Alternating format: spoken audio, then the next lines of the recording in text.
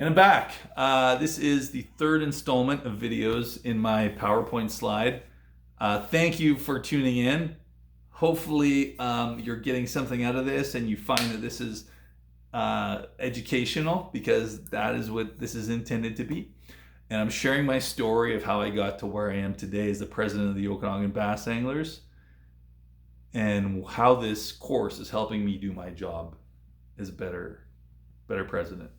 So, the Okanagan Bass Anglers were founded in 2012. It was the first full year that I lived in the Okanagan. I think I'd been here for about a year when it happened. But I decided with a buddy I had at the time that we wanted to start a bass club and get people that were like-minded together and sort of advocate for the fishery. Bass aren't a native species to BC, so there's a lot of different thoughts on how they belong here and their role here. But we wanted to advocate for it, say, hey, there is room for this alternative fishery. There is room for this introduced species here that has been legally stocked. And we want to be the people that advocate for it when the government or other organizations won't. So anyway, and then plus we wanted to get people together. So we wanted to make the group fun. We wanted to make it everything that the West Coast Bass Anglers were not.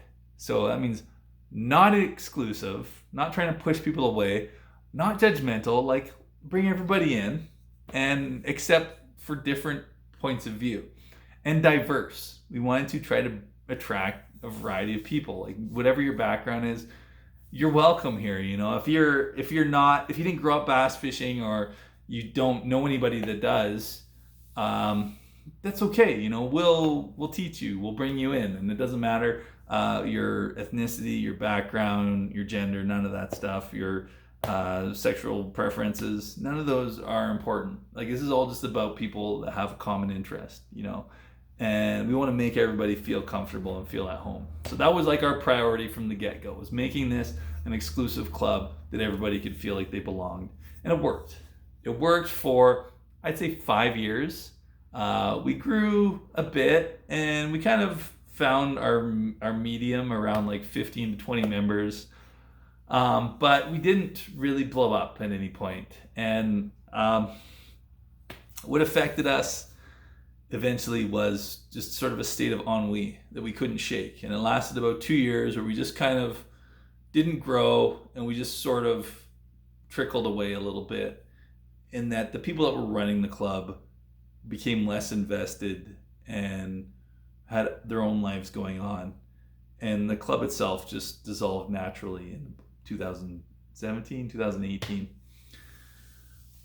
But like the Phoenix, one of the few good things about 2020 happened, and that was the resurrection of the Okanagan Bass Anglers. In a year where nothing was normal and people didn't feel comfortable leaving their own homes, we were able to give people a reason to go outside and do something semi-social with social distancing in respect to do in the year 2020. And that was the reformation of the Okanagan Bass Anglers. We started in May of last year, and within 6 months we went from 1 member to 65 members. It grew 3 times the size of the old club ever was. This was a phenom. Like, it just caught on, and I think it was the fact that people wanted to get out and wanted to get fishing more. But it just helped us, and the interest grew, and everything worked out really, really well. However, you know, even though we were able to like have a diverse, inclusive, community-oriented club, where of those 65 members, we had, 10% female, which is really good for a bass club. Most of them have none. So we had, I think, 5 or 6 women in the club. And ethnic minorities, probably, 15 to 20%. We did really, really well in that regard. So we made it open to everybody, and it was educational. But one thing didn't really work last year, and that was with the fast growth, there was no balance of power or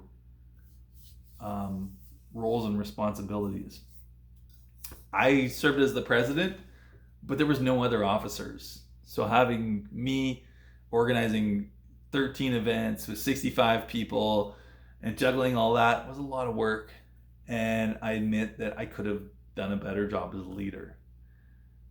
And that's why when it came time to do this project about leadership in our own lives, this was the one thing that came to my mind, is how I can take everything that didn't work last year and use these new concepts and this new information about leadership that I didn't know before 2 months ago, and use it to make me, not you, me, a better leader for the Okanagan Bass Anglers.